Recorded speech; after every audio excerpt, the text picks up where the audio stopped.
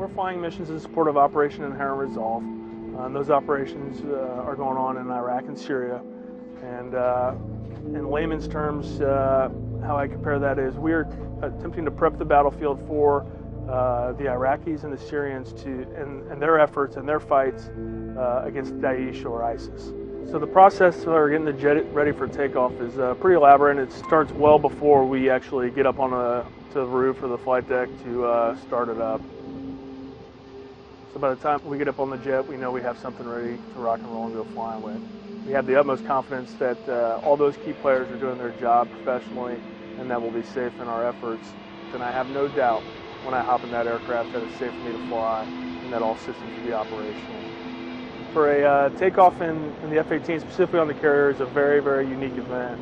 I'm always mentally good to go prior to launching off the front end. That's a pretty exhilarating experience. While we're airborne, obviously there's a lot of stuff that's still going on the ship to start begin to recover aircraft. Landing stations are manned to include the landing signals officers, which on the back of the ship, basically on the port side, to help guide aircrew into a successful landing. It's always a welcome relief when you fly back towards mom, day or night, and you break her out and see her down there, because that's where all your friends and family for the next 6 months are.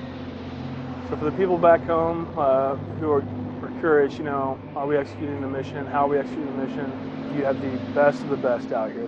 The folks that I have the pleasure of working with on a daily basis, my fellow air crew who go out there and execute these missions, I'm all inspired every day by their contributions to the fight. And they're doing it not only very professionally, but they're successful in those efforts. So they can rest assured that the Dwight D. Eisenhower's out on the tip of the spear to ensure that, again, we don't have to have any of those issues back home, and we're taking care of business out here.